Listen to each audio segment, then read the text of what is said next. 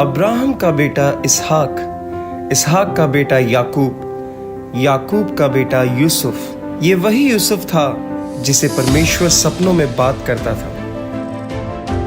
वो यूसुफ जो परमेश्वर के वचन के ऊपर विश्वास करने लगा, सच्चाई में, पवित्रताई में स्थिर रहकर परमेश्वर के साथ एक गहरे संबंध में चलने लगा। और यहाँ से एक ईश्वरीय यात्रा की शुरुआत हुई, एक ऐसी यात्रा जो यूसुफ को करनी थी। जब वो यात्रा शुरू हुई तो उसके अपने ही भाई ईर्ष्या से अंधे होकर उसे गुलामी में बेच देते हैं। दास्ता की बेड़ियां, झूठे आरोप, जेल की सलाखें, हर कदम पर दर्द और अपमान। फिर भी यूसुफ ने हार नहीं मानी। उसने अपने सपनों के परमेश्वर पर विश्वास बनाए रखा। यह कहानी है कैद से महल तक की, आंसुओं से विजय तक की और असंभव से संभव तक की। आइए देखते हैं यूसुफ, सपनों का राजकुमार।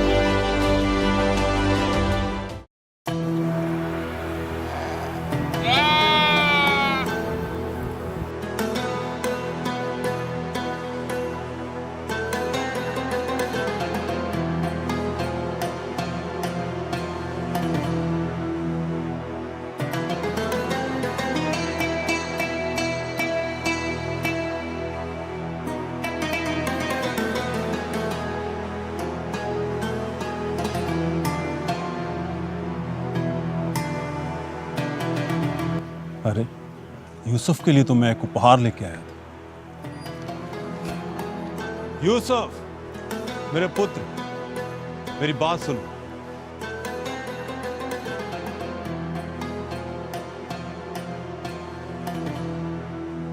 जी पिताजी। हे मेरे पुत्र, तू मेरे जीवन का आनंद है और मैं तुम्हारे लिए एक उपहार लेके आया हूं। रुको।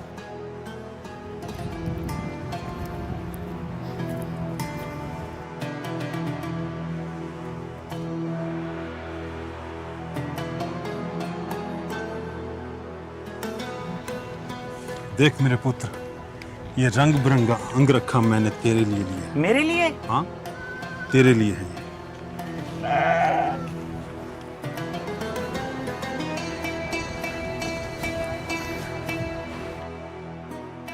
अरे वाह, ये तो बहुत सुंदर है पिताजी।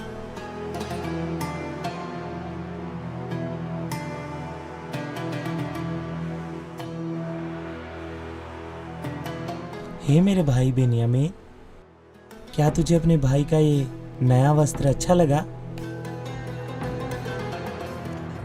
बेटा बहुत सुंदर लग रहे हो। क्या पिताजी मैं सच में इतना सुंदर लग रहा हूँ? बिल्कुल, बहुत सुंदर लग रहे हो, अपने बाप की तरह। पिताजी, मैं इसे अपने भाइयों को दिखा के आता हूँ। नहीं, वो अपने काम में व्यस्त होंगे।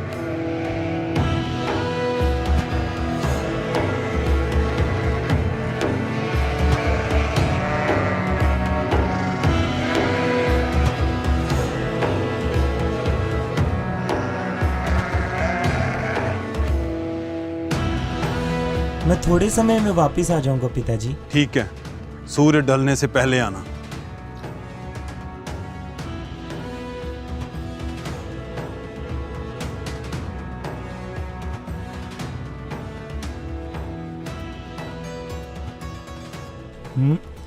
तुम्हारे चरवाहे कहाँ पे हैं?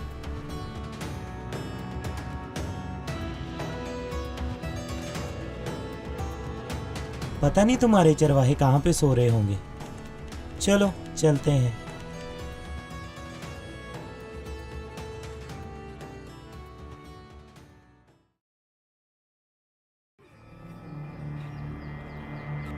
अरे वो देखो, स्वप्नदर्शी आ रहा है, पिता की चापलूसी करने वाला। पता नहीं कब हमारा ये पीछा छोड़ेगा। हम तो इससे तंग आ चुके हैं।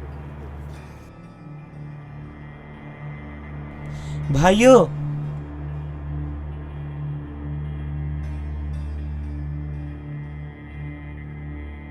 भाइयों, क्या तुम है? यहाँ पे आराम कर रहे हो? तुम्हारी भेड़ें वहाँ पे तितर बितर हुई पड़ी हैं।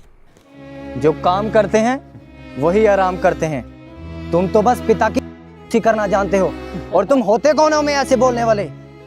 छोटे हो तो छोटे बनकर रहो। और ये क्या पहना है तूने?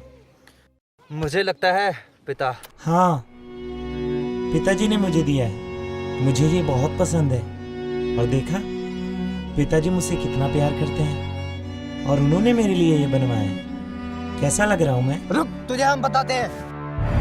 छोड़ो, छोड़ो। यहूदा, शमौन, छोड़ो उसे। तुम क्यों हर वक्त उसके पीछे पड़े रहते हो? जाओ जाकर अपना काम करो। उसे बच्चा जानकर तुम इतना चढ़ा रहे हो उसे। ये मेरे साथ ही ऐसा क्यों करते हैं हर बार? क्या इसमें मेरी गलती है कि मैं अपने पिता का सबसे चहेता हूँ? यूसुफ, जाओ जाकर उधर काम करो। क्यों? मैं उनके साथ क्यों नहीं जा सकता? मैं तुमसे बड़ा हूँ, तुमने सुना नहीं? जाकर उधर काम करो, जाकर भेड़ों को चराओ। ठीक है।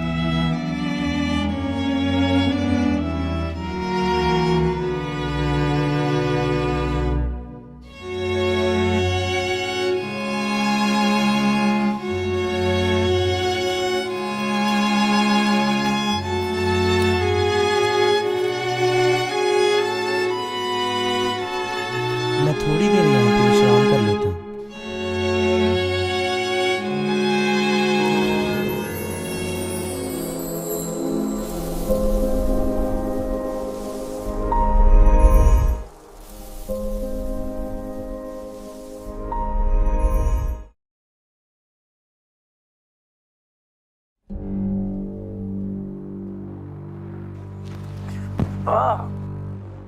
ये किस लिए?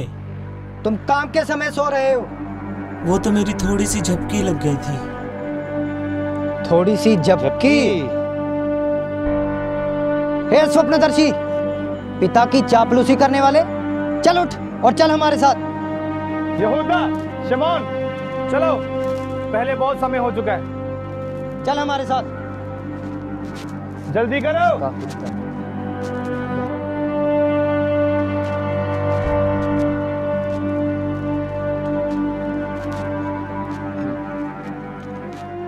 तुम्हें उस पर इतनी सख्ती नहीं बरतनी चाहिए। क्यों इतना सताते हो उन्हें? वो बहुत बिगड़ चुका है। वह सबसे छोटा है। नहीं, दुनिया में सबसे छोटा है। और तुम सबसे बड़े हो। फिर भी पिताजी उस यूसुफ से ज्यादा प्रेम करते हैं, ना कि तुमसे। बल्कि हम सबसे भी ज्यादा। ऐसा नहीं है। चलो, वो भी बच्चा है, उसके साथ इतनी ज्यादा सख्ती नहीं करनी चाहिए। सुनो भाइयों, मुझे एक स्वप्न आया है। यूसुफ, अभी बस भी करो। शाम ढलने को हमें समय से घर लौट जाना चाहिए। लेकिन सुनो तो सही, मैंने बहुत ही अद्भुत सपना देखा। और उसमें मैं क्या देखता हूँ? हम लोग खेत में पूले बांध रहे हैं और मेरा पूला उठकर सीधा खड़ा हो गया, और तब तुम्हारे पूलों ने मेरे पूले को चारों तरफ से घेर लिया और उसे दंडवत किया। बस कर यूसुफ, ये कैसा स्वप्न देखा है तूने? हम तुझसे ज्यादा मेहनत करते हैं, और क्या तू हम पर प्रभुता करेगा? इसका कहने का मतलब है कि हम इसे दंडवत करेंगे और इसे प्रणाम करेंगे। पर जो मैंने देखा वो बिल्कुल हकीकत लग रहा था। यूसुफ, अब बस भी करो। चलो घर, और पिताजी हमारा इंतजार कर रहे हैं।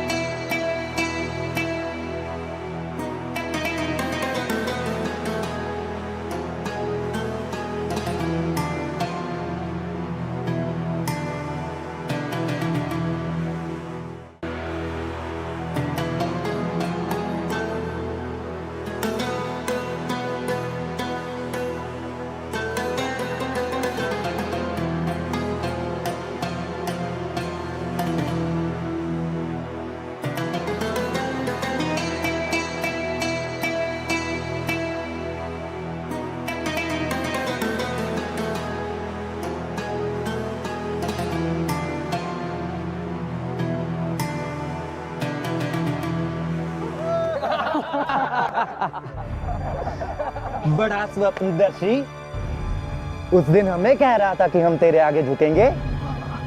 तू तो हमारे आगे झुक रहा है। हमें कहता था कि हम इसे दंडवत प्रणाम करेंगे। बड़ा स्वप्नदर्शी, हमें कह रहा था कि हम तेरे आगे झुकेंगे। कहता था कि हम इसे दंडवत प्रणाम करेंगे, अब ये हमें दंडवत प्रणाम कर रहा है। स्वप्नदर्शी, क्या कहता था हम झुकेंगे तेरे आगे? छोड़ो से, क्या कर रहे हो तुम? आया बड़ा पिता की करने वाला, हर वक्त हमारी शिकायतें करता रहता है और खुद कोई काम नहीं करता है। चुप करो, क्यों उसके साथ ऐसा व्यवहार करते हो? भाई है वो हमारा। क्या कर रहे हो? क्यों झगड़ रहे हो तुम लोग? ये क्या कर रहे हो? क्यों झगड़ते रहते हो तुम लोग? क्या वजह है? पिताजी, यूसुफ को एक सपना आया। एक सपना? और ये सब एक सपने की वजह से कर रहे हो? नहीं पिताजी, एक नहीं बल्कि 2 सपने। 2? मैंने स्वप्न सूरज, चंद्रमा और 11 तारे झुककर मुझे प्रणाम कर रहे हैं। देखा पिताजी, अब इसके कहने का मतलब है कि आप और हम सब भाई मिलकर इसे दंडवत प्रणाम करेंगे। ये ऐसी ही बातें बोल बोल कर हम सभी भाइयों को तंग करता है। चलो जाओ सब यहां से, अकेले में बात करूंगा यूसुफ से। यूसुफ, तुम्हारे कहने का क्या मतलब? मैं और तुम्हारे भाई तुम्हें दंडवत करेंगे? अपनी बातों को अपने हृदय में रखा कर। जाओ अब अपना काम करो।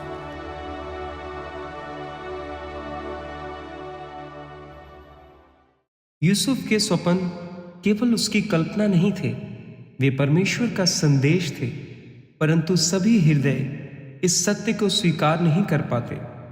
उसके भाइयों का मन ईर्ष्या से भर उठा और यहीं से शुरू हुआ एक ऐसा सफर जिसकी मंजिल वह खुद भी नहीं जानता था।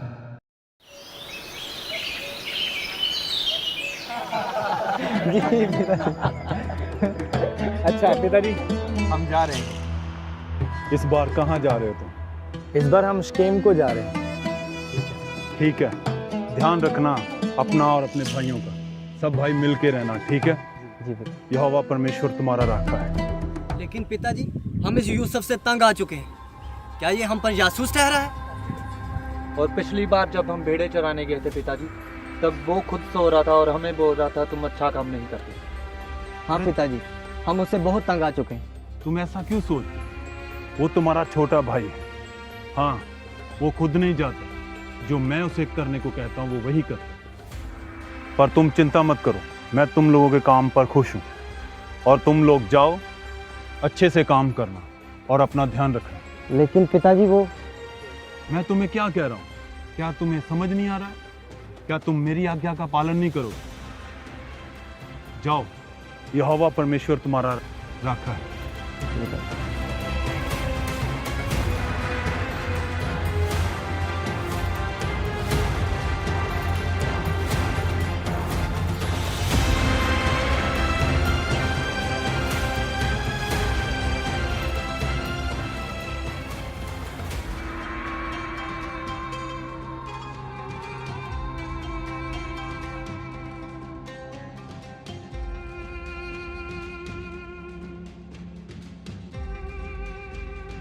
पिताजी, ये कहाँ पे जा रहे हैं? ये काम के सिलसिले में शकेम को जा रहे हैं। क्या मैं भी इनके साथ जाऊं? तुम नहीं जा रहे, तुम यहीं रुकोगे। पर पिताजी, मुझे जाना है इनके साथ। नहीं नहीं, तुम अभी छोटे हो, तुम यहीं रुकोगे। ठीक है पिताजी।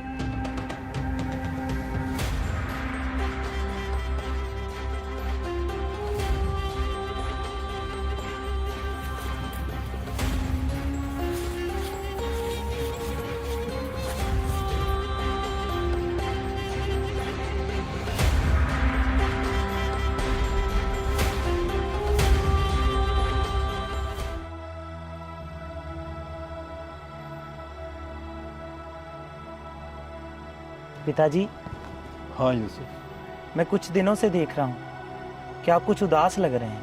हाँ यूसुफ, मैं उदास हूँ। तेरे भाइयों को लेके मैं थोड़ा चिंतित हूँ। आप चिंता मत करें पिताजी। यूसुफ, तुम अभी बच्चे हो, तुम्हें क्या पता। जब बाप बनोगे तो फिर तुम जानोगे कि जब बच्चे बाप के पास नहीं होते हैं तो उसे कितनी फिक्र होती है। पिताजी मैं जाता हूँ ना, उनकी खबर लेकर आऊँगा। नहीं, मैं चाहता हूँ तू मेरे पास ही रहे। पर पिताजी अब मैं बड़ा हो चुका हूँ, मैं जा सकता हूँ। नहीं, मैं फिर भी चाहता हूँ तू मेरे पास ही रहे।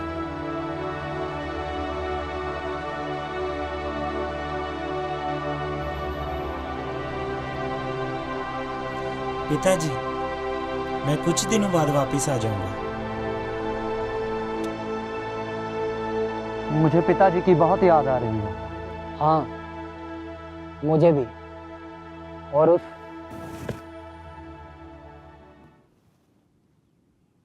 यहूदा, शिमोन, क्या अब तक तुम उसकी बात से नाराज हो? वो बच्चा है अभी, काम पे ध्यान दो अपना। मैं अब तक भी उस बात को नहीं भुला पा रहा।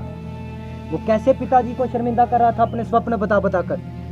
वो अपने स्वप्न बताकर हमें हर वक्त तंग करता रहता है। चलो यहाँ आकर इतना तो सुकून है कि उसकी गंदी शक्ल नहीं देखनी पड़ रही। गंदी शक्ल फिर से देखनी पड़ेगी। क्या क्या मतलब है तुम्हारा? मेरे सामने उसका नाम मत लो। वो देखो, परेशानी सामने चल के आ रही है। ये करने क्या आया होगा? अब ये पिताजी को जाके बताएगा, हमारी चुगली करेगा और कहेगा ये वहां घूम रहे थे, ये जहां काम नहीं कर रहे थे। हर एक बात जाके पिताजी को बताएगा। कोई बात नहीं, आने दो इसे, इसका काम तमाम कर दे।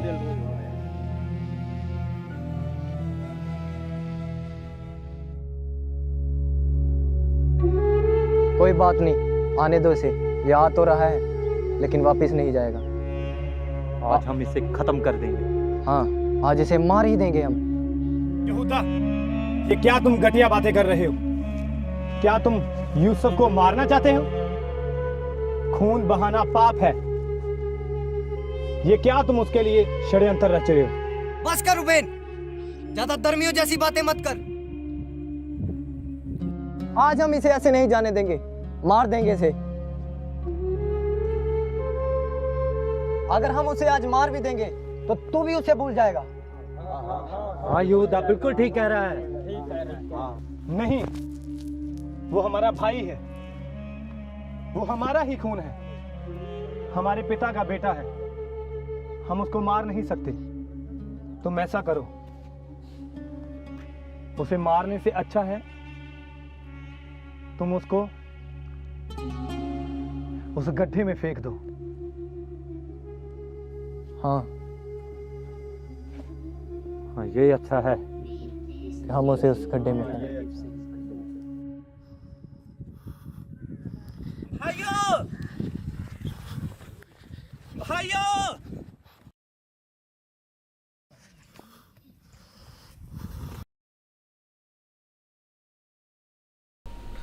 तुम चिंता मत करना, मैं तुझे बचा लूंगा। ये लो।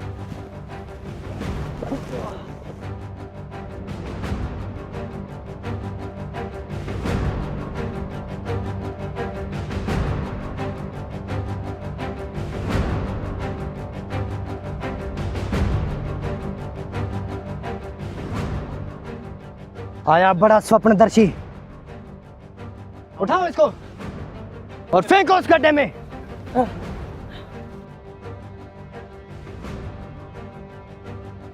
जल्दी लाओ इसे और फेंक दो इसे इस गड्ढे में।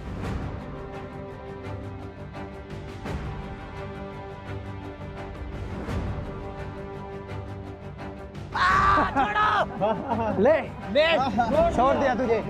स्वप्नदर्शी, ये पिता की चापलूसी करने वाला।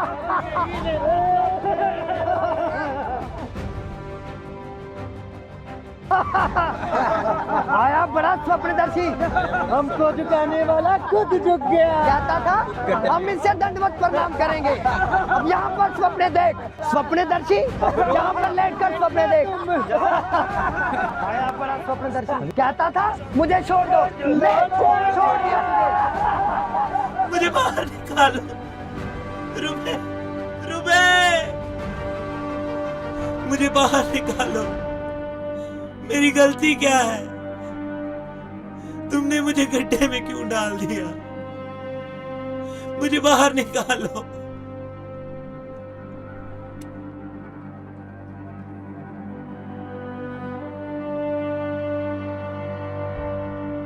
रुबेन रुबेन चिल्ला रहा है, इसे क्या मालूम कि रुबेन तो है ही नहीं यहाँ।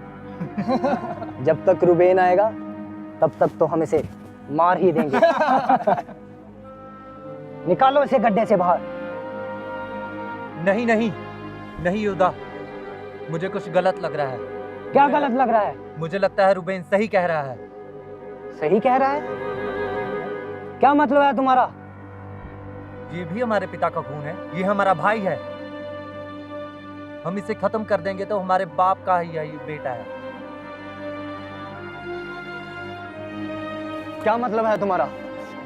रुबेन सही कह रहा है भाई। तेरे कहने का मतलब है कि हम उसे छोड़ दें? जब ये सबने योजना बनाई थी तब तूने भी हमें सलाह दी थी कि उसे गड्ढे में फेंक दें। पर मैं तुमसे ये नहीं कह रहा कि उसको मार दें। हम उसके पाप के भागीदार क्यों बने? तो तू बता फिर क्या करें? तू भी उस रुबेन की तरह धर्मियों की जैसी बातें कर रहा है। अब बता हम क्या करें? वो देखो व्यापारी आ रहे हैं, हम उनसे बात करते हैं।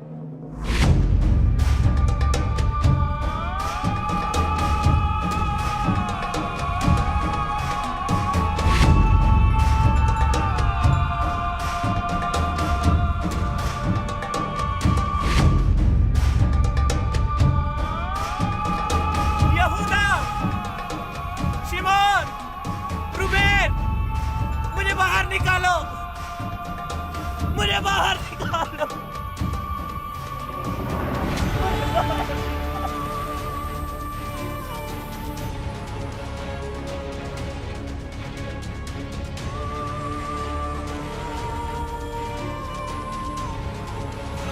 निकालो इसे बाहर निकालो इसे।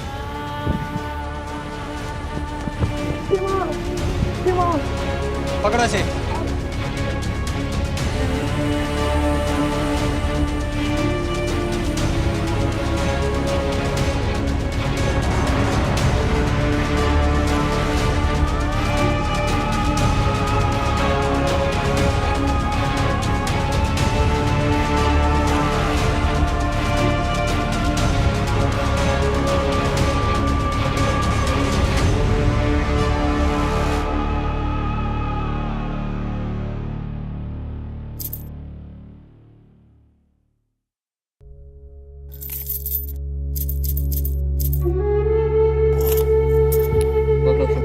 और चलो।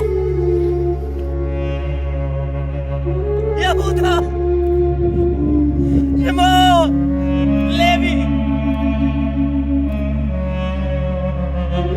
तुमने ऐसा क्यों किया? मुझे क्यों बेच दिया? यहूदा!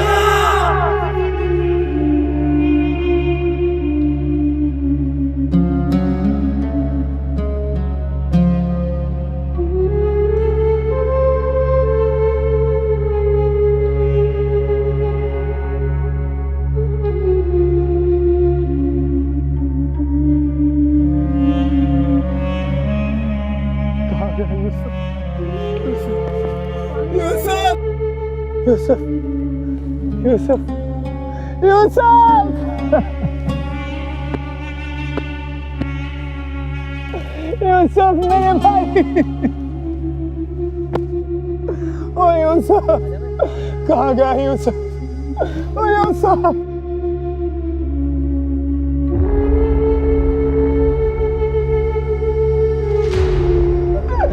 ओ यूसुफ, यहूदा कहाँ है यूसुफ? क्या किया तुमने उसके साथ? वही किया जो बहुत समय पहले कर देना चाहिए था। मतलब तूने उसे मार दिया? नहीं, बेच दिया उसे मैंने। हाँ, बेच दिया उसे मैंने मिस्रियों के हाथ।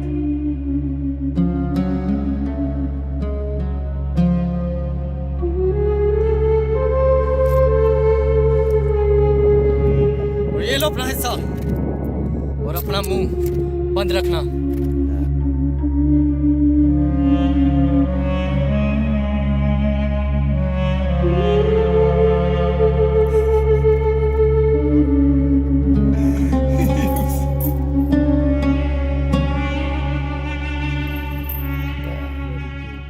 हम पिताजी को क्या जवाब देंगे? उसकी चिंता मत करो तुम रुबेन, उसका भी इंतजाम मैंने कर रखा है।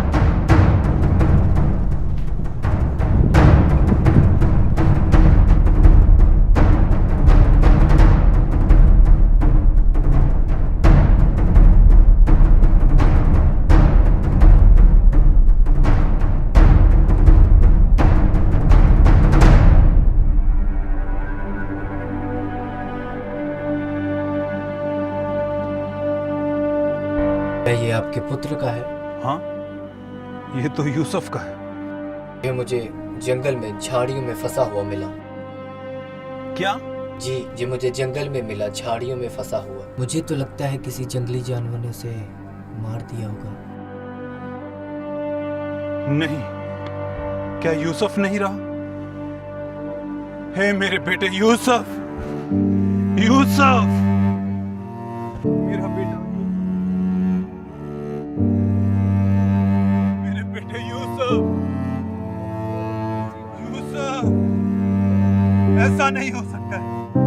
मेरा बेटा यूसुफ, मेरे बेटे यूसुफ, मेरा पुत्र नहीं रहा। मेरे बेटे, मेरे पुत्र।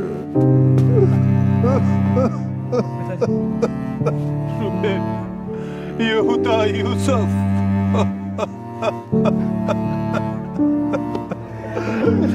मेरा पुत्र यूसुफ, यूसुफ नहीं रहा।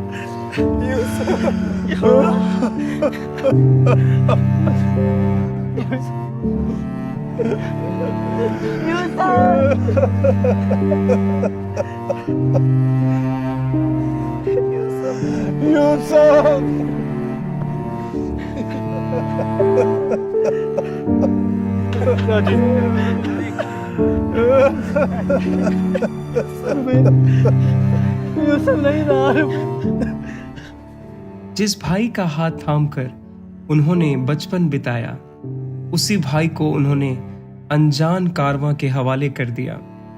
रेगिस्तान की तपती हवाओं यूसुफ की जिंदगी गुलामी की बेड़ियों में बंध गई।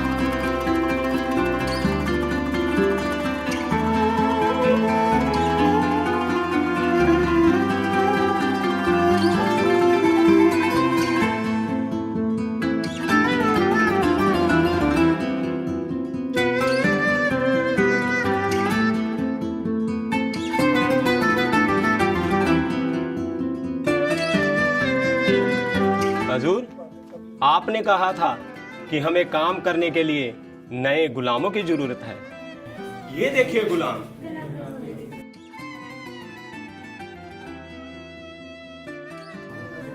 ये गुलाम चाहिए, काम चोर नहीं चाहिए। आइए हुजूर, मेरे पास गुलाम है और इब्री हैं। आइए। आओ देखते हैं।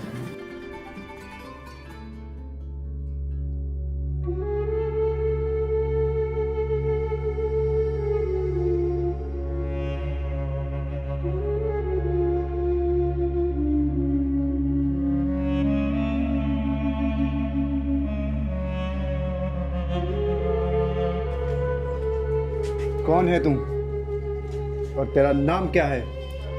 मेरा नाम यूसुफ है और मैं कनान से हूँ और मैं किसी का गुलाम नहीं हूँ। और तू क्या प्रधानमंत्री है? मुझे यही चाहिए। क्या दाम है इसका? हुजूर, आपके लिए सिर्फ 50 शेकल।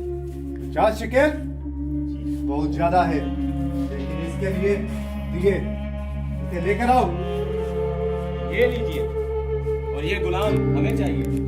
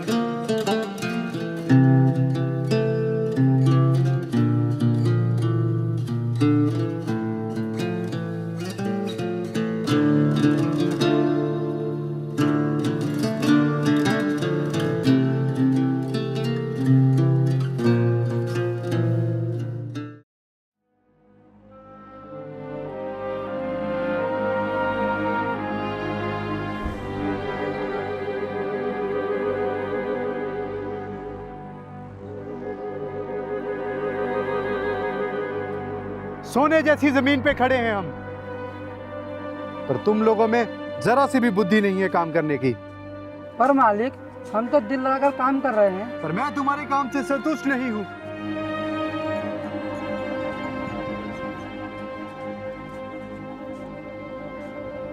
मुझे इस काम के लिए कोई बुद्धिमान व्यक्ति ढूंढना पड़ेगा।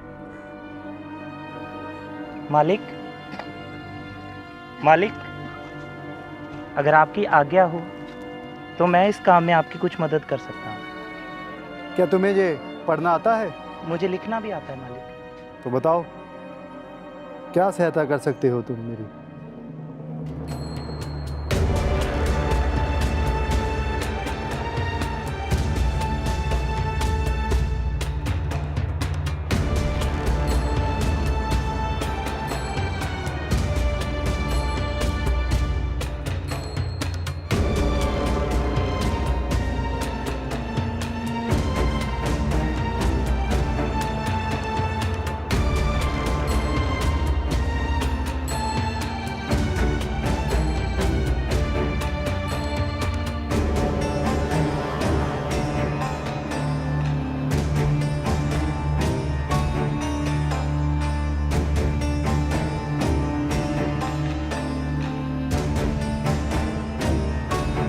मैंने कल उस गुलाम यूसुफ को काम करते देखा।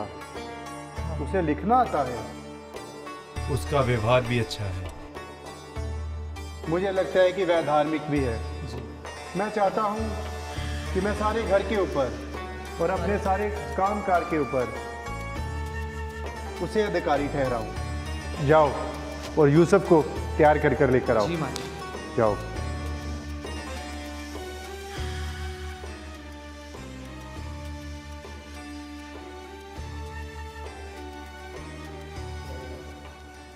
आओ यूसुफ। यूसुफ, तुम जब से नौकर बनकर मेरे घर में आए हो, मेरे सारे काम सफल हुए हैं। तुम मेरे लिए भाग्यशाली हो। मैंने देखा है कि ईश्वर का अनुग्रह तेरे ऊपर है, इसलिए मैं तुझे अपने सारे घर के ऊपर और सारे कामकाज के ऊपर अधिकारी ठहराता हूँ, सिवाय मेरी पत्नी को छोड़कर। जो हुक्म हो मेरे आका। तुम जाओ और यूसुफ के साथ काम में उसका हाथ बटाओ। जी मालिक। मैं कुछ दिनों के लिए बाहर जा रहा हूँ और तुम सारा काम देखो और सारा काम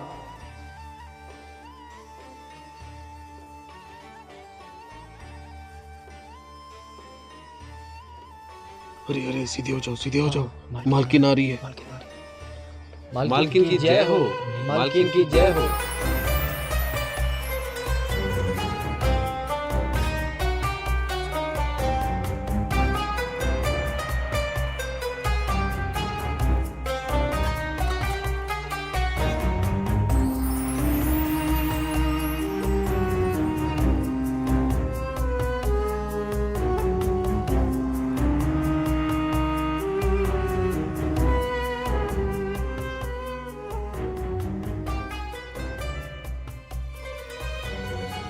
कौन है इतना भाग्यशाली इंसान जिसके बारे में आपकी मालिक बात कर रहे थे? मालकिन, वो एक इब्री दास यूसुफ है।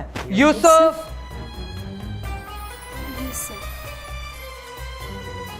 ठीक है, सुनो, तुम जाओ। अच्छा, तो तुम हो यूसुफ? जी मालकिन। इसलिए मेरे स्वामी ने तुम्हें सारा अधिकार दिया है। सुना है तुम बहुत बुद्धिमान हो, तो जब जब मैं तुम्हें बुलाऊं तो चले आना।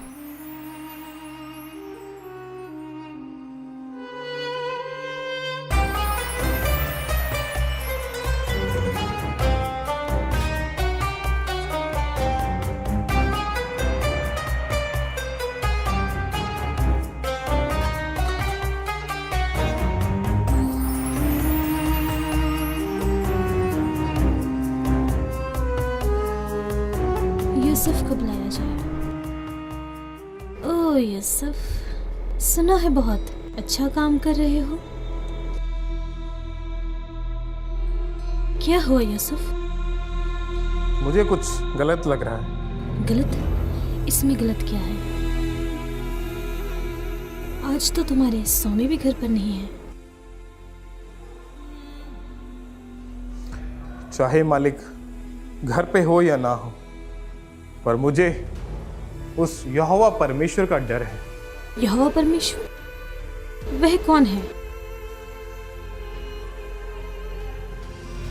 वो सब कुछ जानता है और उसे सब कुछ दिखता है, और व्यभिचार करना एक पाप है।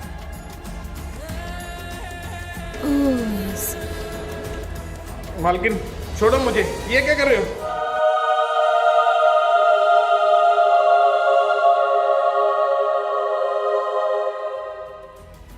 यूसुफ, अब देख मैं तेरा क्या हल करती हूँ।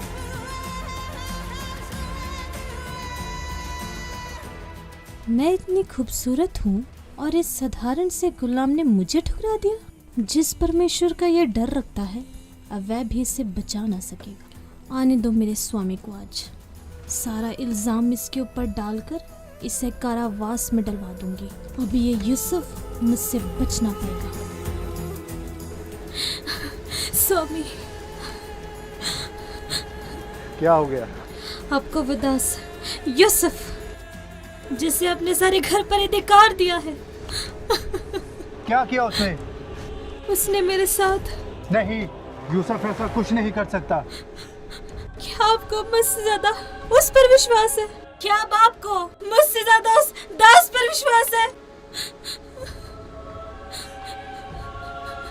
यूसुफ! पकड़ो उसे और उसे पकड़ के जेल में डाल दो। तुम घबराओ मत। जो उसने किया है, इसकी सजा उसे जरूर मिलेगी। उसे पकड़कर बंदी गृह में डाल दो। जो उसने तेरे साथ किया है, उसका प्रतिफल उसे भुगतना पड़ेगा। दंड मिलेगा उसे।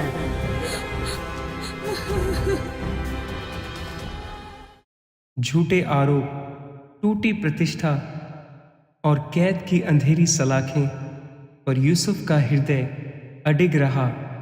वह जानता था, चाहे मनुष्य उसे छोड़ दें, उसका परमेश्वर उसे कभी नहीं छोड़ेगा।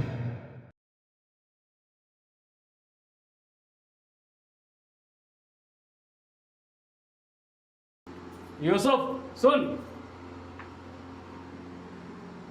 तुझे पता है आज तेरे साथ जहां दो और कैदी आ रहे हैं, उनमें से एक राजा फिरौन का पिलाने हार और एक पकाने हार है। पर उनका दोष क्या है? उनका दोष यही है कि उन्होंने राजा फिरौन को दुखी किया है, और यही दोष उनके लिए काफी है। यूसुफ, मुझे पता है तू जहां काफी देर से रह रहा है, और तेरा यहाँ रहना मेरे लिए आशीष का कारण है, और मैं चाहता हूँ तू जहाँ पे रहकर मेरे सब कामकाज की और मेरे कैदियों की देखरेख कर। सुनो, तुम इसीलिए आशीषित हो क्योंकि मेरा यहोवा परमेश्वर मेरे संग रहता है।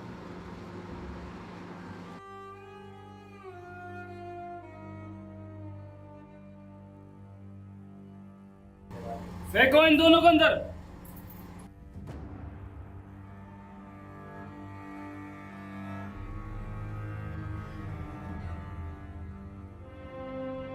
हमें बचाओ, हमें छुड़ाओ, हमारी कोई गलती नहीं है, हमारा कोई कसूर नहीं है, हमने कुछ नहीं किया, हमें बचाओ, हमें छुड़ाओ, हमें छुड़ाओ। कल रात को मैंने बहुत ही अजीब प्रकार का स्वप्न देखा, जिसे देखने के बाद मैं बहुत चिंतित हूँ।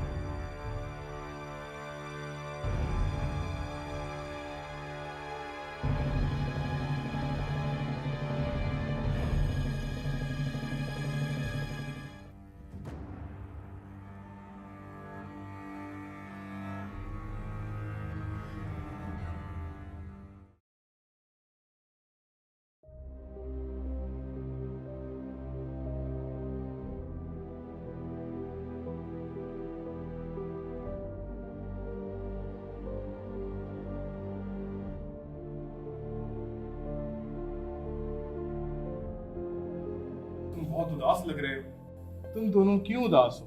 क्या हुआ? कल रात को हमने एक स्वप्न देखा। उस स्वप्न को देखने के बाद मैं बहुत ज्यादा घबरा चुका हूँ, क्योंकि उसका अर्थ बताने के लिए हमारे पास कोई नहीं। सारे ज्योतिषी और जादूगर राजा फिरौन के पास हैं। अब उन सपनों का अर्थ हमें कौन बताएगा? क्या स्वप्नों का अर्थ बताने वाला परमेश्वर यहोवा नहीं है, जो सब कुछ जानता है? मुझे अपने स्वप्न बताओ कि क्या हुआ तुम्हारे साथ। क्या तुम सच में इन स्वप्न का अर्थ बता सकते हो? मेरा परमेश्वर जो मेरे संग रहता है वो मुझ पे सब जाहिर करेगा। क्या ये बात सच है? अच्छा। मैंने एक स्वप्न देखा कि मेरे सामने एक दाखलता है, और उस दाखलता में 3 डालियां हैं, और उसमें मानो कलियां लगी हैं, और वे फूली और उसके गुच्छों में दाख लगकर पक गई। फिरौन का कटोरा मेरे हाथ में था, और मैंने उन दाखों को लेकर फिरौन के कटोरे में निचोड़ा और कटोरे को फिरौन के हाथ में दे दिया।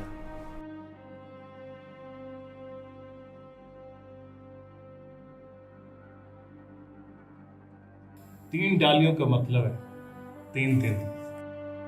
अब से 3 दिन के भीतर राजा फिरौन तुझे फिर से तेरे पद पर नियुक्त करेगा, और पहले के समान तू फिर से उसका कटोरा उसके हाथ में दिया करेगा।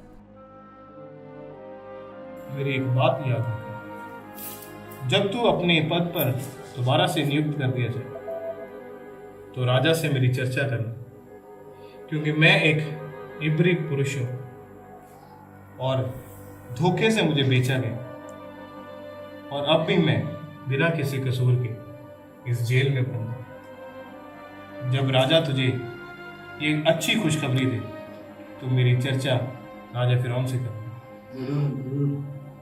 मैंने भी एक स्वप्न देखा। क्या देखा तुमने?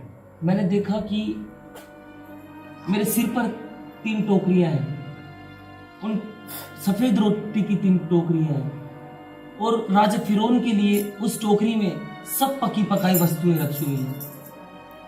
और मैं आगे देखता हूं कि सबसे ऊपर की टोकरी में से पक्षी आकर के उसको खा रहे हैं।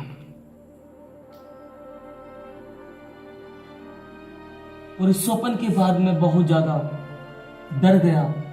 ये क्या है?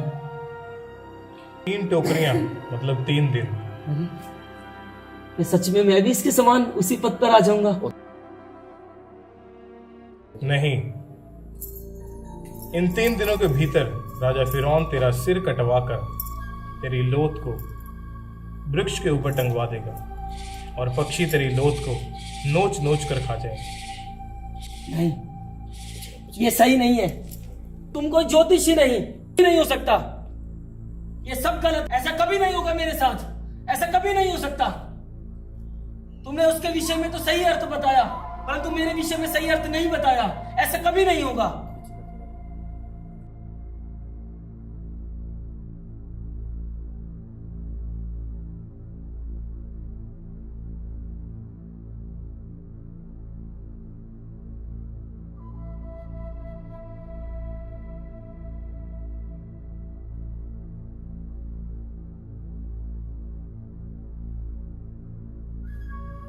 क्यों भाई परेशान हो इतना? क्या हो गया है? इतने चिंतित क्यों हो तुम? क्या तुम नहीं जानते? आज 3रा दिन है और उसने जो मेरे विषय में स्वप्न बताया, मुझे डर है कि मेरे साथ क्या होगा। और मुझे बहुत डर लग रहा है क्योंकि आज 3रा दिन है। कहीं उसका कहा हुआ सच ना हो जाए। ज्यादा चिंतित मत हो, शांत हो जा, परेशान ना हो, कुछ नहीं होगा। तुम्हें क्या फिक्र है? उसने तेरे विषय में तो सही स्वप्न का अर्थ बताया, परंतु मेरे विषय में उसने सही नहीं बताया। तो मुझे डर लग रहा है कि मेरे साथ क्या होगा। कुछ नहीं होगा, शांत रहे, कुछ नहीं होगा, चिंता ना कर। तुम चुप रहो।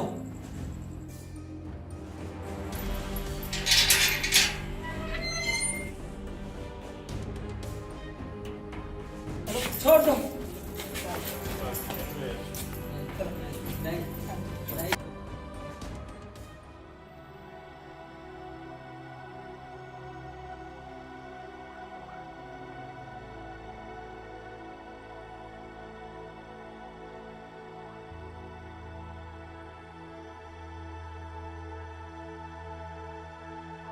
मेरा परमेश्वर मेरे संग है। उसने मुझे कभी भी छोड़ा नहीं। वो मुझे छुड़ाए या ना छुड़ाए, तभी वो मेरा परमेश्वर है। और मुझे उस सच्चे परमेश्वर के ऊपर पूरा विश्वास है कि वो मुझे इस कैद से छुड़ा लेगा और ऊंचा करेगा।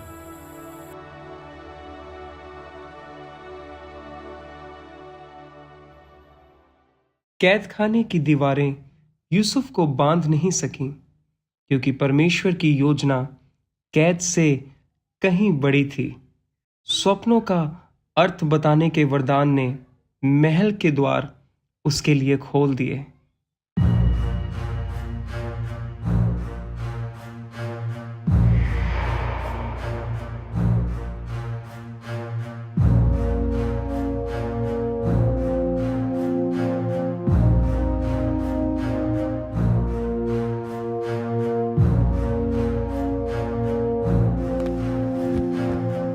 क्या पूरे मिस्र देश में कोई भी ऐसा भविष्यवक्ता या ज्योतिषी नहीं जो मुझे मेरे स्वप्नों का अर्थ बता सके?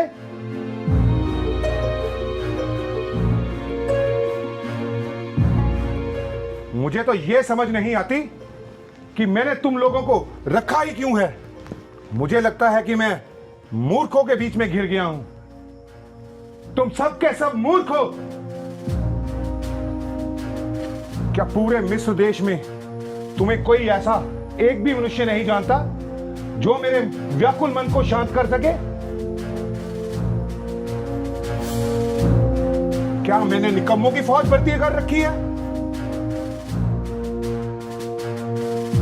सबके सब मूर्ख लगते हैं मुझे।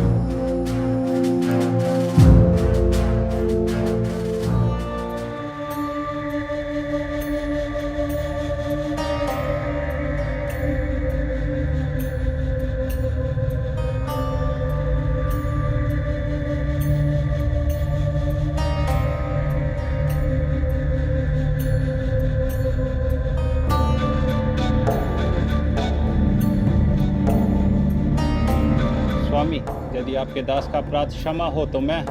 तुम क्या कर सकते हो इस विषय में? यदि हमारे देश के इतने बड़े बड़े भविष्यवक्ता और ज्योतिषी कुछ ना कर सके तो तुम मेरी सहायता क्या करोगे? स्वामी, जब 2 वर्ष पहले मैं कारावास में था तो वहां एक व्यक्ति था जिसने मुझे मेरे स्वप्न का उत्तर दिया था। सुना तुम लोगों ने कुछ? मुझे वो व्यक्ति इसी समय मेरे दरबार में चाहिए।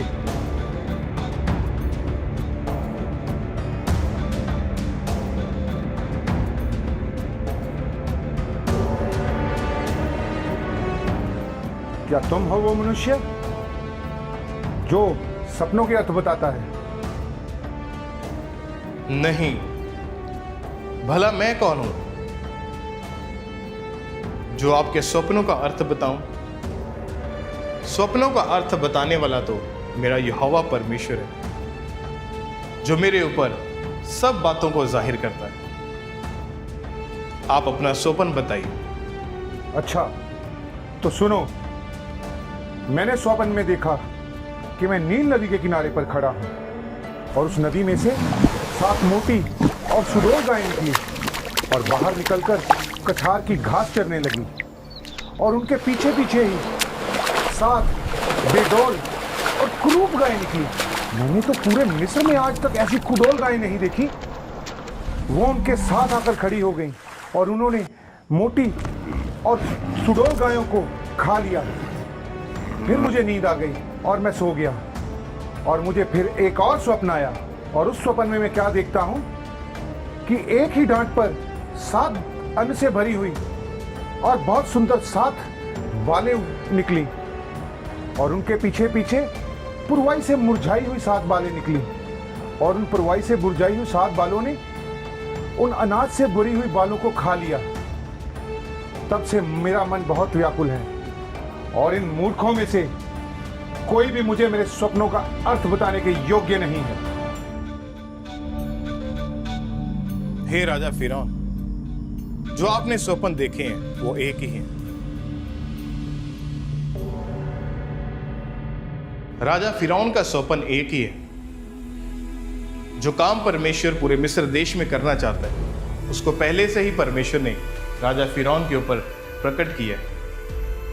जो स्वप्न में आपने 7 अच्छी अच्छी गायें देखी, यानी वो 7 वर्ष है, और जो 7 बालें देखी वो भी 7 वर्ष है। पर इसके पश्चात जो आपने कुरूप और कुडौल गायें देखी और पुरभाई से मुरझाई हुई बालों को देखा, यानी वो 7 ऐसे वर्ष हैं जो अकाल के होंगे। तो परमेश्वर जो मिस्र देश में ये काम करना चाहता है उसको पहले से ही परमेश्वर ने हे राजा फिरौन तुझको दिखा दिया है। अब हे राजा सुन, 7 वर्ष मिस्र देश में बहुतायत की उपज के होंगे, पर उनके पश्चात जो 7 वर्ष आएंगे वो अकाल से भरे हुए होंगे। और इन 7 वर्षों में जो अकाल के होंगे मिस्र देश का सत्यानाश हो जाएगा, क्योंकि जो अकाल आने वाला है वो इतना भयंकर होगा कि ये उपज के साल जो हैं ये कभी याद भी नहीं किए जाएंगे। और ये स्वप्न जो हे राजा फिरौन आपने 2 बार देखे हैं, इसका भेद यही है कि परमेश्वर जो काम करना चाहता है उसको पहले से ही उसने आपके ऊपर प्रकट कर दिया है। और अब हे राजा फिरौन, तू ऐसा कर कि मिस्र देश के ऊपर कुछ अधिकारियों को ठहरा दे, ताकि जब तक ये 7 बहुतायत की उपज के वर्ष हैं, इन सालों के भीतर जो भी अनाज पूरे मिस्र देश में इकट्ठा हो तो उन लोगों से इन सारे का पंचमाश यानी 5वां हिस्सा लिया करे। और इन 7 वर्षों के भीतर जो भी अनाज इकट्ठा हो उनको नगर नगर के भंडारों में, जहाँ पर भोजन वस्तु इकट्ठा की जाती है, वहाँ पर रखा जाए, ताकि जब आने वाले समय में 7 वर्ष जो अकाल के आएंगे उनमें हे राजा इसी अनाज को बांटकर तू अपने देश को सुरक्षित बचा सके। और अब हे राजा, तू बुद्धिमान है, तू बड़ा है और समझदार है, तो तू अब ऐसा कर कि कुछ लोगों को नियुक्त कर दे, किसी को प्रधानमंत्री नियुक्त कर दे, ताकि वो इस सारे काम को पूरी खराई और बुद्धिमानी से करे, ताकि जो बुरे 7 वर्ष आने वाले हैं उनमें एक भी मिस्री का नुकसान ना होने पाए। और हे राजा, तू सबकी निगाह में और ऊंचा हो जाएगा। तुम्हें जो परमेश्वर ने इतना ज्ञान दिया है कि तुम्हारे तुल्य कोई भी समझदार नहीं, इसलिए आज से मैं तुझे मिस्र देश के ऊपर प्रधानमंत्री ठहराता हूं। केवल राजगद्दी के विषय में मैं तुझसे ऊंचा ठहरूंगा और मेरी सारी प्रजा तेरी आज्ञा माना करेगी। यूसुफ, अपना हाथ आगे बढ़ाओ।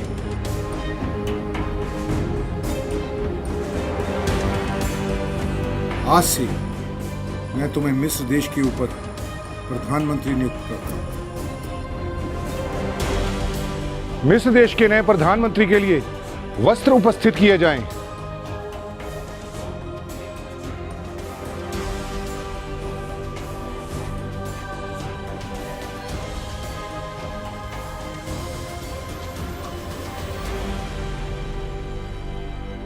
यूसुफ, ये तुम पर बहुत अच्छा लगेगा।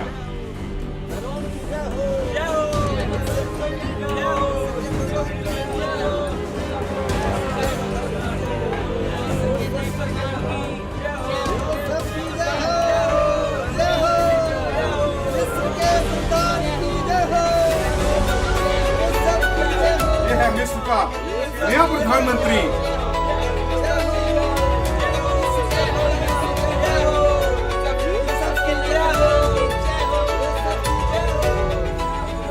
परमेश्वर, मैं आपका धन्यवाद करता हूं कि आपने मुझे कभी छोड़ा नहीं। जब मेरे अपने भाइयों ने मुझे गड्ढे में फेंका और मुझे बेच डाला, तभी तूने मुझे छोड़ा नहीं। जब मैं बेचा गया और एक दास की तरह मुझसे काम करवाया गया, तब भी तूने मुझे नहीं छोड़ा। जब मैं जेल खाने में बंद था और कोई मेरी सुनने वाला नहीं था, वहां पर भी तूने मुझे एक उच्च अधिकारी बनाया। और आज तूने मेरी शर्मिंदगी को जड़ से खत्म करके मुझे पूरे मिस्र देश के ऊपर प्रधानमंत्री ठहराया। परमेश्वर, मैं ये वायदा करता हूं कि मैं सारी उम्र आपकी सेवा करूंगा और इसी तरह से आपके साथ वफादार बना रहूंगा। मेरा विश्वास है आप हमेशा मेरे साथ हैं। जिन्होंने मेरे साथ बुराई की, मैं उन्हें क्षमा करता हूं। जिन्होंने मेरे साथ धोखा किया, मैं दिल की गहराइयों से उन्हें माफ करता हूं। जिन्होंने मुझ पर जुर्म किए, उन्हें मैं क्षमा करता हूं। क्योंकि हे परमेश्वर,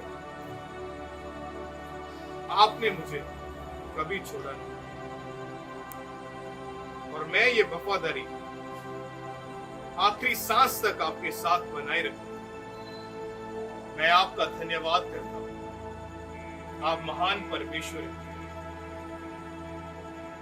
वही युवक जिसे कभी एक दास समझकर बेचा गया, आज मिस्र के सिंहासन के दूसरे स्थान पर बैठा है। यह कोई संयोग नहीं, यह परमेश्वर की अद्भुत योजना का परिणाम है। बेटो, मैंने सुना है मिस्र में अनाज बिक रहा है और हम यहाँ पर एक दूसरे की ओर देख रहे हैं। अगर ऐसे ही बैठे रहेंगे तो निश्चय ही मर जाएंगे। हाँ पिताजी, आपने सही सुना। मिस्र के गोदाम भरे हुए हैं। फिर देर किस बात की? तुम लोग जाओ, अनाज को खरीद कर लाओ ताकि हम उसे खाएं और जीवित रहें। लेकिन पिताजी, मिस्र तो बहुत दूर है, रास्ता लंबा और खतरनाक भी है।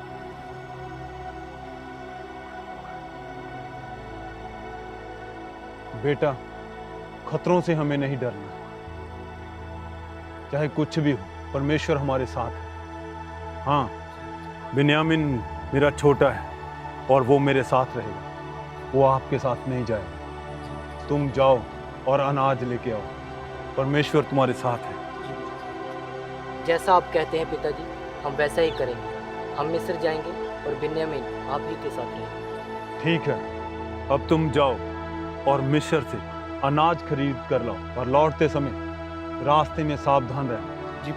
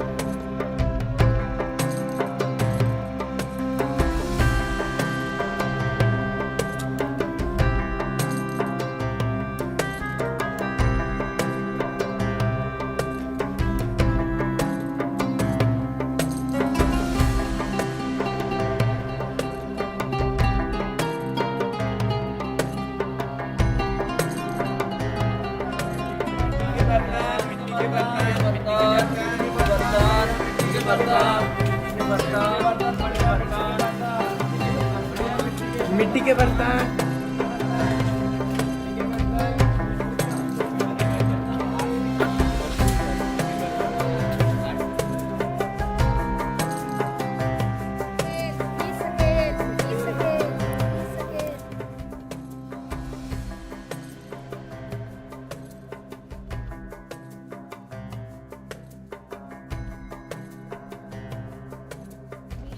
इसे पूछता है।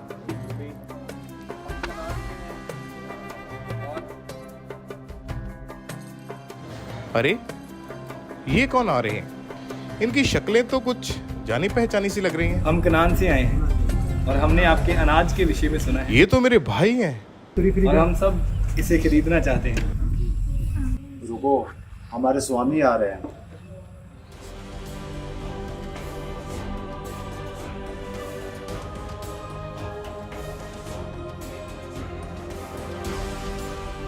मिस्र के प्रधान, जल्दी करो, हम सब इन्हें दंडवत करते हैं।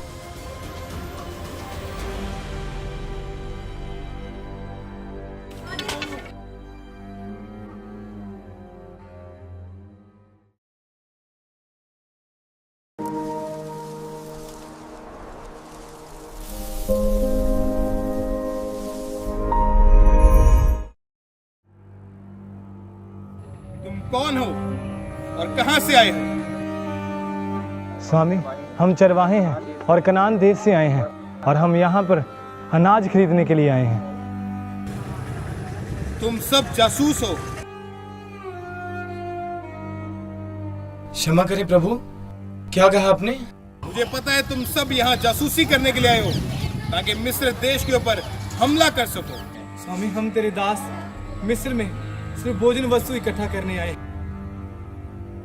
ताकि हम इस भयंकर अकाल में बच सके और अपने परिवारों को बचा सके। और स्वामी, हम तेरे दास हैं, कोई जासूस नहीं। तुम सब झूठ बोल रहे हो। मेरे प्रभु, हम याकूब के 12 पुत्र हैं। सबसे छोटा वो घर है अपने पिता के पास और एक वो मर चुका है।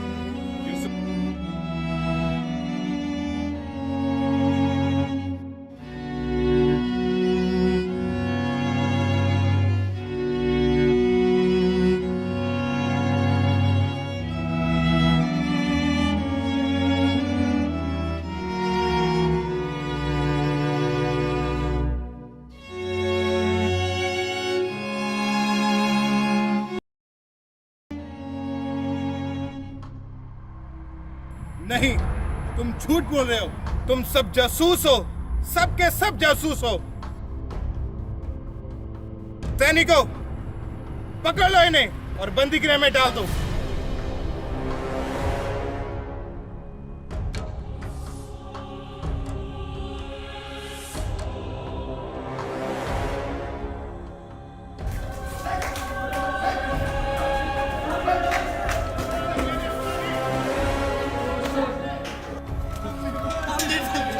हमें बाहर निकालो, हमें छोड़ दो, हम निर्दोष हैं, हम जासूस नहीं हैं, प्रभु हमें छोड़ दे, हम निर्दोष हैं, हमें छोड़ दे, हम कोई जासूस नहीं है, हम पे दया करें, स्वामी हमें छोड़ दे, हम निर्दोष हैं, स्वामी हमें क्षमा करें, हम पर दया कर प्रभु, हम निर्दोष हैं।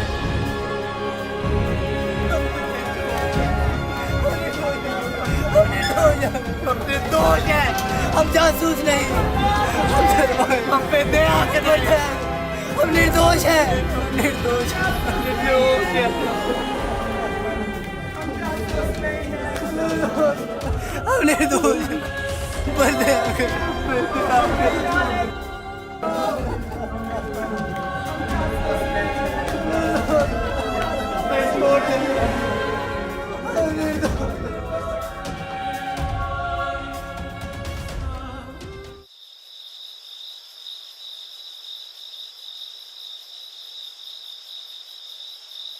लगता है कोई आ रहा है।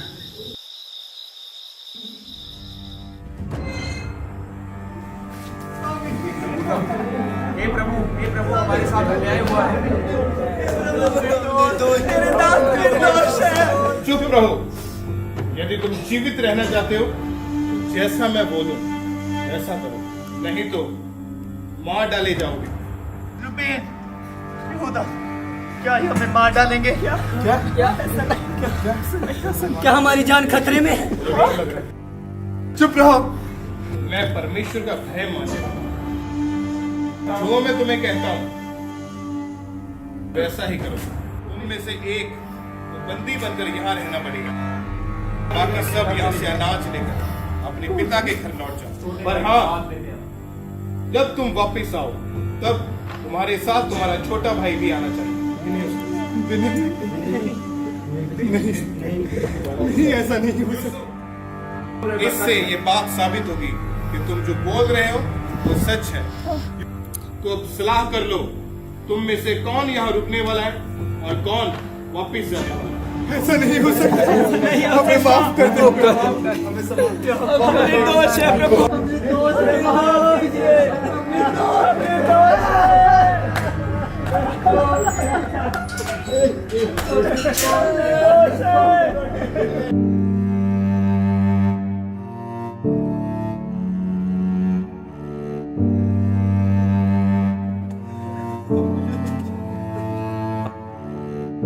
पर इसलिए कि हमने अपने भाई यूसुफ के साथ गलत किया था।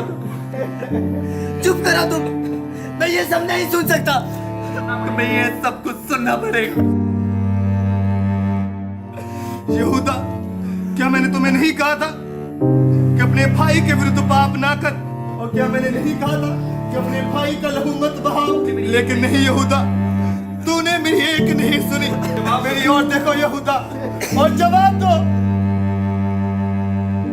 यहूदा, अब परमेश्वर यूसुफ के खून का बदला हमसे ले रहा है, हम सबसे।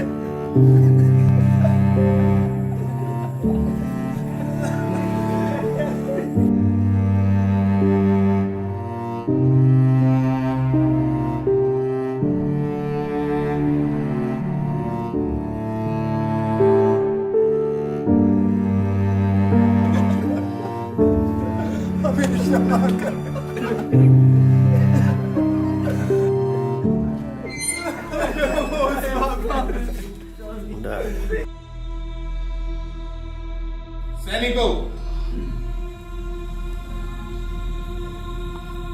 इसे पकड़ लो, यही कैद में रखो। मुझे छोड़ दो, मुझे छोड़ दो। तुम निकलो, निकलो जल्दी से, अपनी भोजन वस्तु उठाओ, निकलो यहाँ। निकलो यहाँ छोड़ दो मुझे निकलो निकलो छोड़ दो रुबेन यहूदा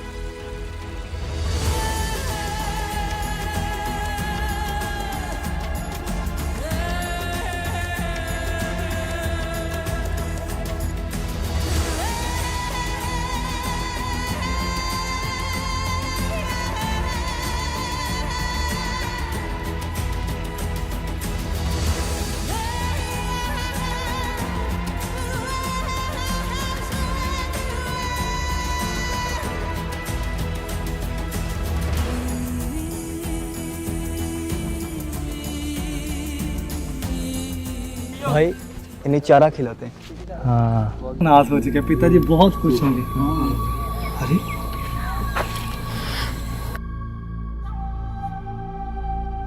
ये सिक्के कहाँ से आए? यहूदा देखो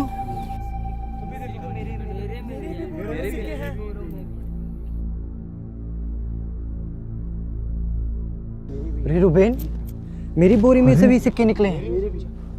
तुम्हारे भी? तुम्हारे? हाँ हमारी सभी की बोरियों में से सिक्के निकले हैं।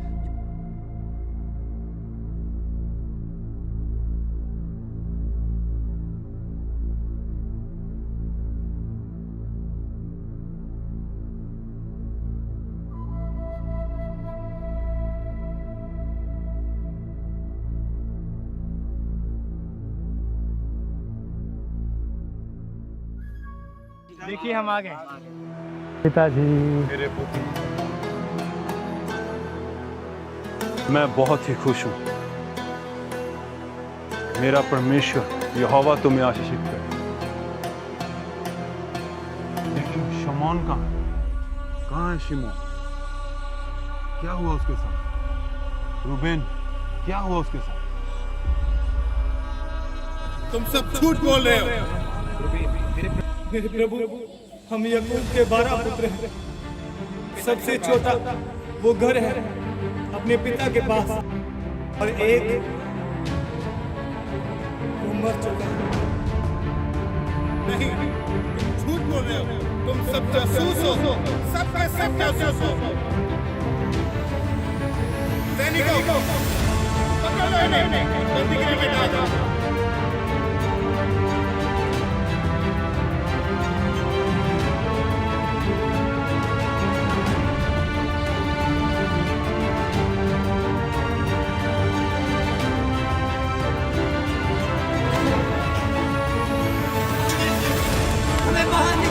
हमें छोड़ दो, हमने दोष है, हम जासूस नहीं हैं, प्रभु हमें छोड़ दे, हमने दोष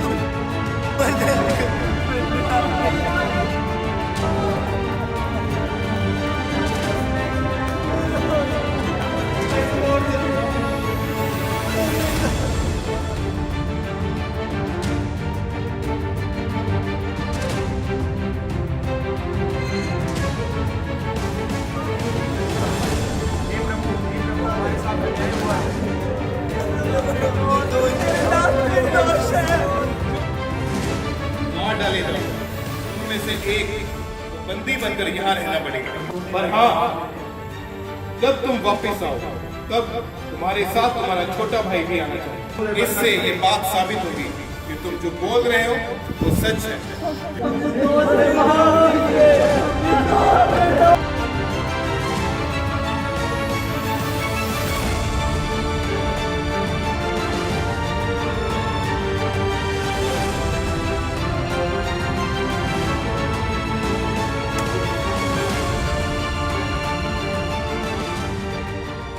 इस तरह उसने हमारे भाई शिमोन को कैद कर लिया और हमें ये ढेर सारा अनाज देकर यहाँ भेज दिया। और उसके बाद जब हमारे दिल उस घटना से भरे हुए थे, तो जब हमने अपने गधों के ऊपर जो थैले रखे थे उनको देखा, तो उनमें वही सिक्के पड़े थे जो हमने अनाज के लिए उनको दिए थे।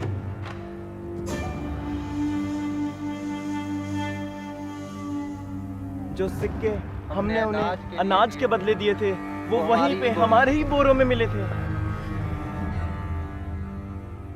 तो क्या अब मिस्री चोर समझेंगे और मेरे बेटे शिमोन को मार डालेंगे? नहीं पिताजी, हमें अपने आप को निर्दोष साबित करने का एक रास्ता है। क्या है वो? क्या है? बोलो बोलो, क्या है? एक आदमी जो मिस्र का प्रधान, उसने कहा कि लौटते समय अपने साथ याकूब के सबसे छोटे पुत्र ने बिन्यामीन को कराओ। नहीं, ये नहीं हो सकता। मैं पहले ही अपना बेटा यूसुफ खो चुका हूं। अब बिन्यामीन? नहीं, ये नहीं होगा। मैं मर जाऊं? नहीं, बिन्यामीन नहीं, ये नहीं होगा। बिन्यामीन यहीं रहेगा, वो मेरे पास ही रहेगा।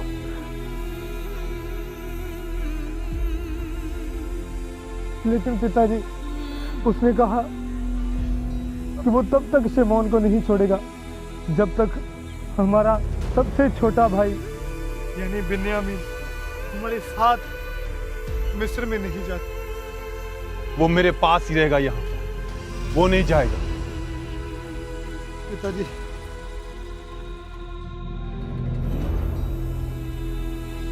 कि मैं बिन्यामीन और अपने सब भाइयों को जीवित वापस लेके आऊंगा।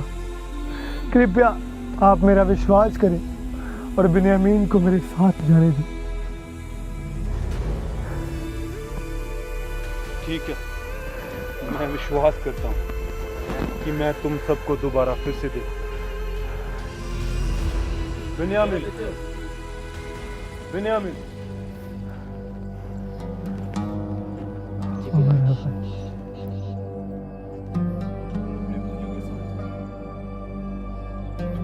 पर लेकिन तुम मुझे ये बता, तुझे कैसे बताया कि हमारा एक और भाई है? पिताजी, उसने हमें अपनी बातों में इतना उलझा लिया था कि हमें कुछ समझ नहीं आया। लेकिन हमने तो सिर्फ उसकी बातों का उत्तर दिया था। पता नहीं कैसे हम उसकी बातों में आ गए। पिताजी,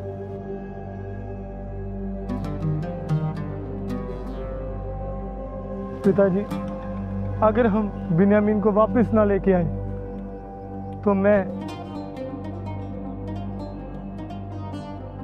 और मेरी जान और जो कुछ भी मेरा है, मैं सब कुछ आपको समर्पित कर दूंगा।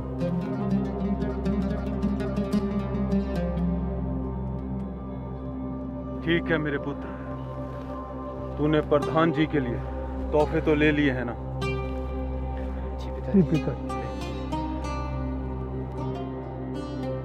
अगर ये परमेश्वर की इच्छा है और वो मेरे प्रिय पुत्र को भी लेना चाहता है, तो मैं इसे स्वीकार करूंगा। जाओ बिन्यामीन, तुम अपने भाइयों के साथ जाओ।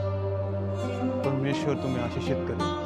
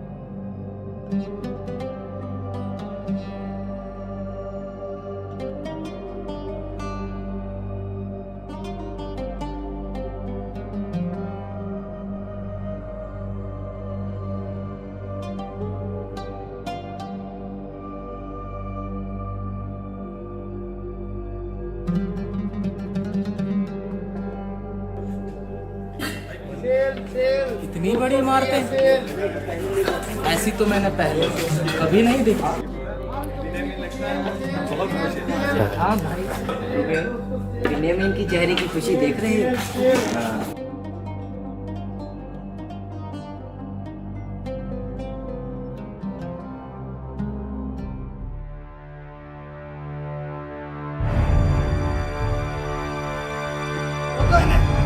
लेके चलो इनको मेरे साथ।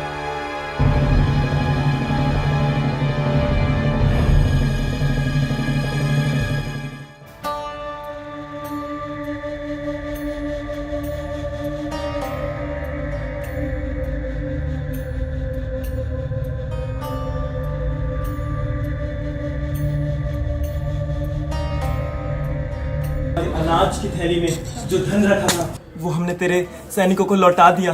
अब हम नहीं जानते कि घर जाते समय वो धन हमारे थैलों में कहाँ से आया। हम पे दया कर, हमने कोई चोरी नहीं कही, हम पे दया कर स्वामी।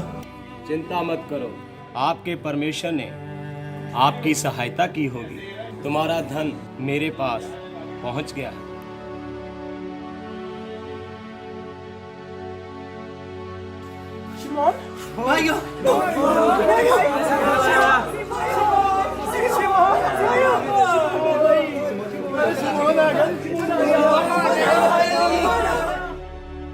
आओ, मैं तुम्हें अपने स्वामी के घर लेके चलता हूँ।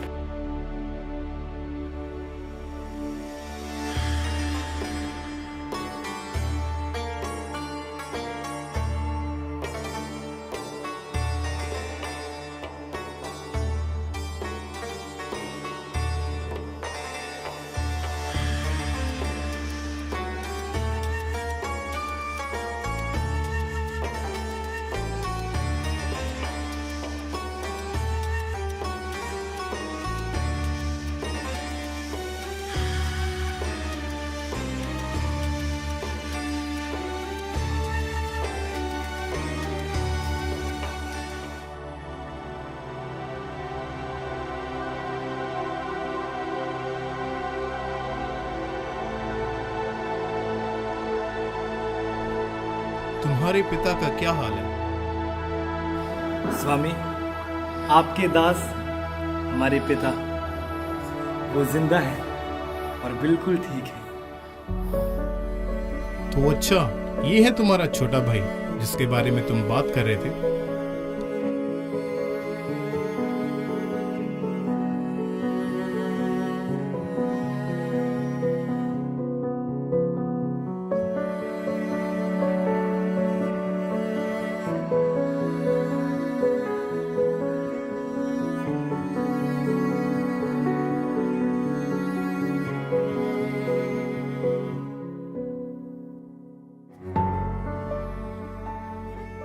बिन्यामीन, वो तुम्हें क्या कह रहे थे? क्या भाई? मेरे छोटे भाई बिन्यामीन, मैं तुमसे बहुत बहुत प्यार करता हूं। मैंने ये कभी नहीं सोचा था कि मैं कभी दोबारा अपने भाइयों से इस तरह मिलूंगा।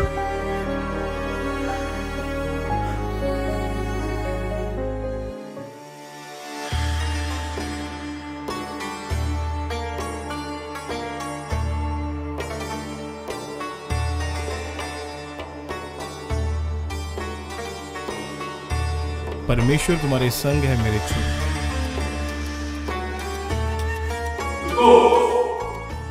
तुम यहाँ पर नहीं, इन सब को अंदर लाओ बैठो। और इन्हें खाना दो। और तुम वहां नहीं, यहाँ पर आकर बैठो। और तुम सबसे छोटे हो ना, तुम वहां पर जाकर बैठो।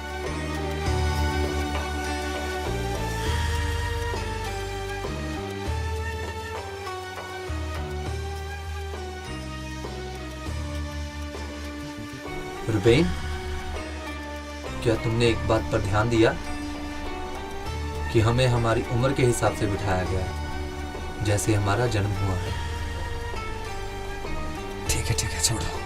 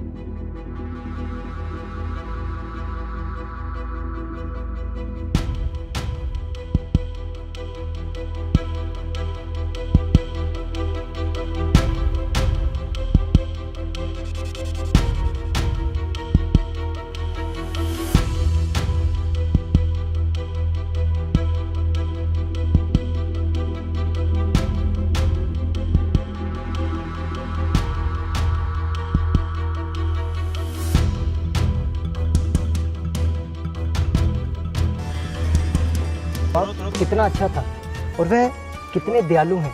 हाँ यहूदा, मैं बहुत खुश हूँ कि उन्होंने हम जैसों को अपने पास बिठाकर खाना खिलाया। वे कितने प्रेम से हमें बुला रहे थे। यहूदा, आज मैं बहुत खुश हूँ कि हम इतने दिनों बाद अपने पिताजी से मिलेंगे। हाँ शमौन, मैं भी बहुत खुश हूँ।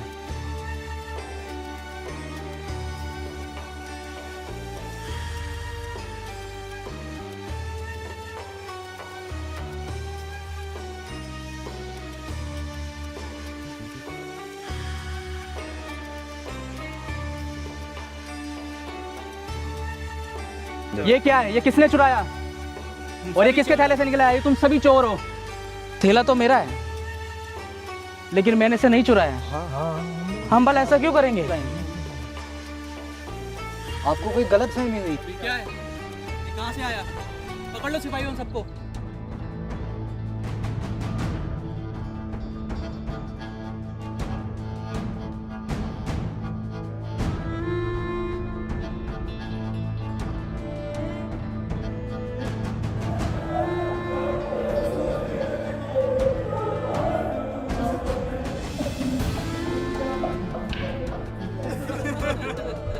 अब क्या किया तुम लोगों ने?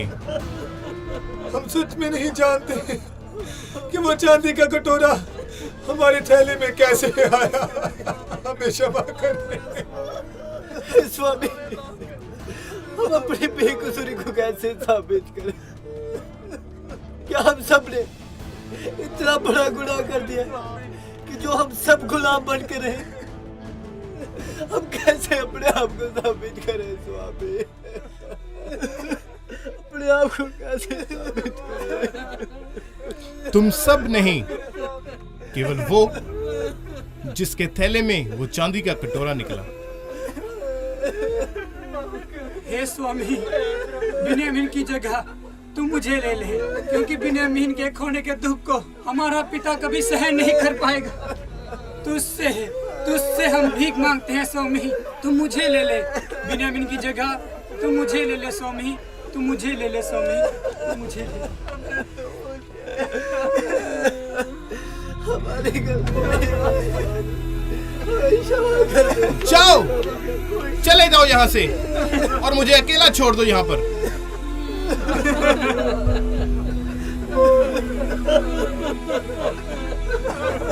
मैं तुम्हारा भाई यूसुफ हूँ।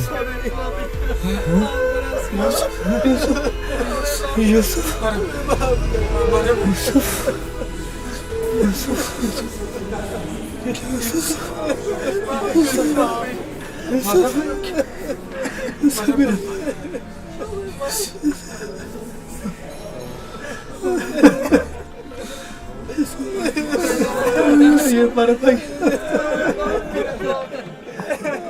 अरे तुम रो क्यों रहे हो? ये तो आनंद मनाने का समय है, इसमें डरने की क्या बात है? हमारा भाई यूसुफ जीवित है, ये तो बहुत खुशी की बात है। तुम डर क्यों रहे हो? ये तो आनंद मनाने का समय है, तुम रो क्यों रहे हो? हमारे भाई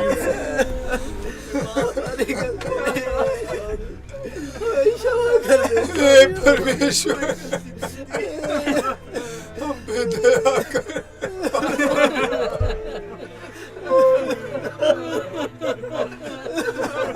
ये सिर्फ और सिर्फ मेरी गलती है। माफ करना स्वामी, तेरी बात नहीं। हमारा भाई है, हमारा भाई है, हमारा भाई है। ये सब मेरे भाई, हम सब मेरे धन्यवाद करते हैं।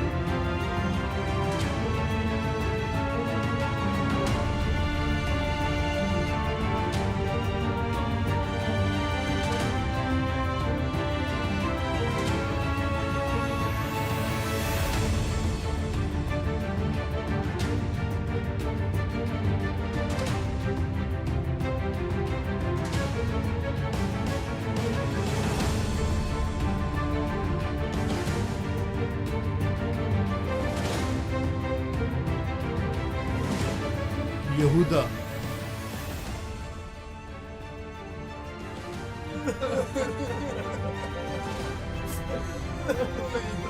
शमौन,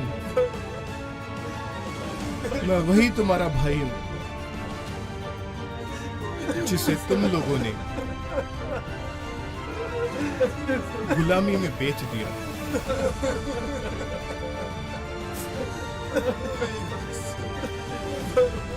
पर अब मत रो, क्योंकि मेरा जो दुख था उसको मेरे परमेश्वर ने आनंद में बदल दिया है।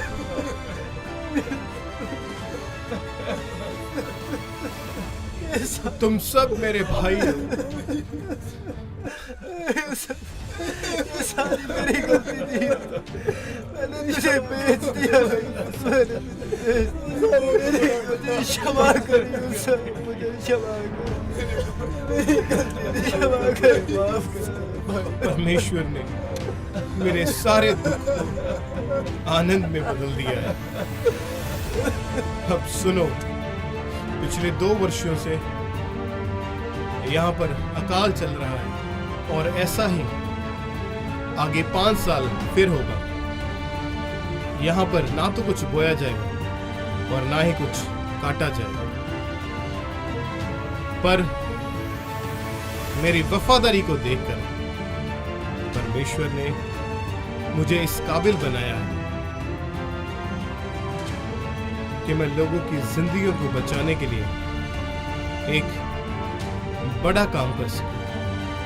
परमेश्वर ने मुझे ऊंची पदवी दी है। तुम सब मेरे भाई हो, मैं तुम सब से प्रेम करता हूं।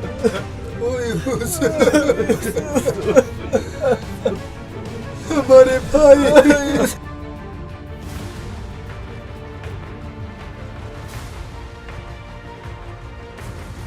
पिताजी, पिताजी, शमौन, बिन्यामीन, तुम सब कुशल से हो? पिताजी, आपके लिए एक और बहुत बड़ी खबर है।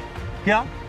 मिशन में सब कुछ ठीक ठाक है? जी पिताजी। जी, आपका बेटा, हम सबका भाई, अब यूसुफ भी जीवित है। हाँ पिताजी, यूसुफ जीवित है और वो मिस्र का प्रधान बन चुका है। पिताजी, पिताजी, यूसुफ जीवित है।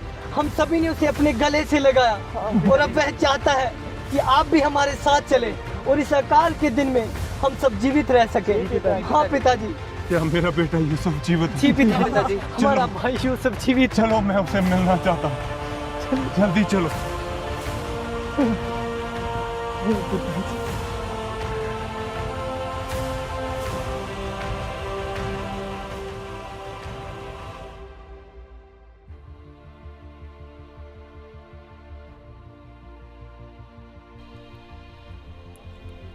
यूसुफ, मेरे बेटे यूसुफ, मेरे बेटे।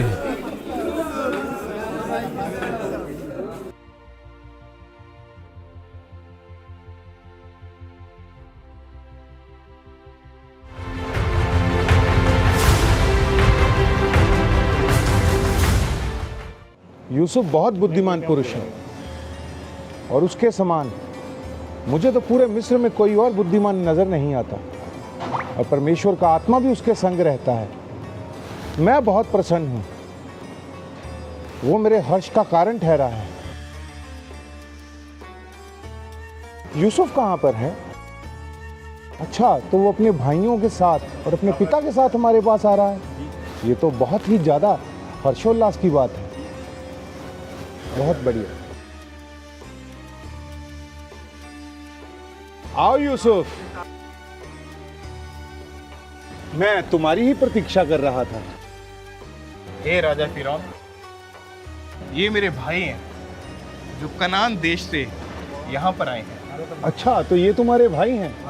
हे हमारे स्वामी, हम कनान से चरवाहे हैं और सालों से हमारे बाप दादा यही काम करते हैं और कनान में भारी अकाल पड़ने के कारण हमारी भेड़ बकरियों के पास कुछ खाने को चारा ना रहा और इसलिए हम आपके देश में परदेसी बन के रहना चाहते हैं। तुम लोग व्यर्थ चिंता क्यों करते हो? तुम्हारा भाई यूसुफ, इसे मैंने पूरे मिस्र पर प्रधान ठहराया है और तुम लोग चिंता कर रहे हो। यूसुफ, तुम्हारे भाई व्यर्थ चिंता कर रहे हैं। यूसुफ, रहते इनको चिंता करने की आवश्यकता नहीं।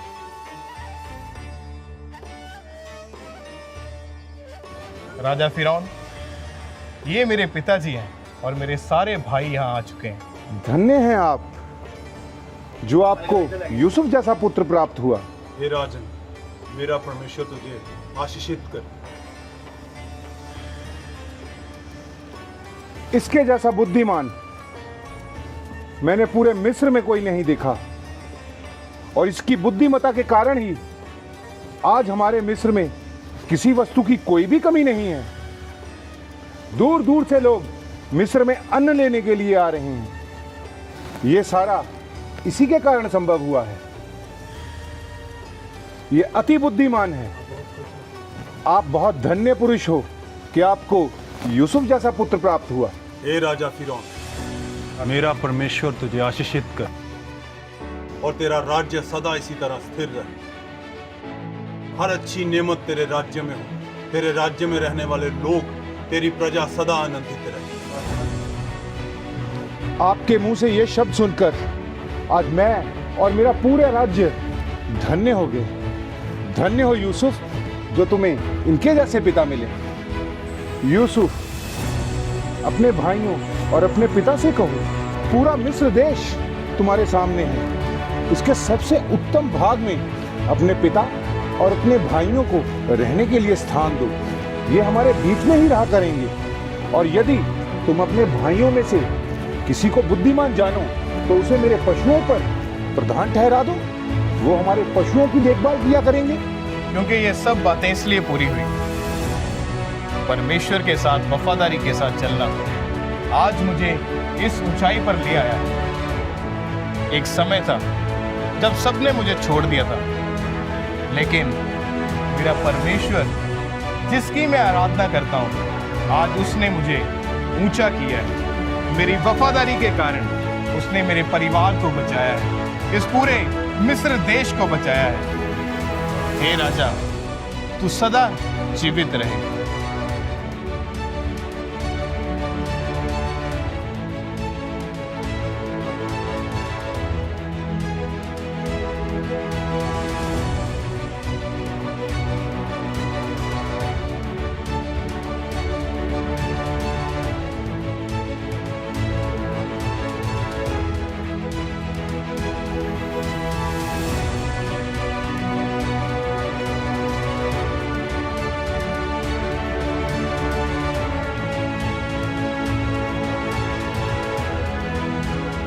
जिस युवक को उसके ही अपने भाइयों ने दास समझकर बेच दिया था, वही युवक आज मिस्र का प्रधान बन गया। जिसे उन्होंने खत्म करने की ठानी, परमेश्वर ने उसे और ऊंचा उठा दिया।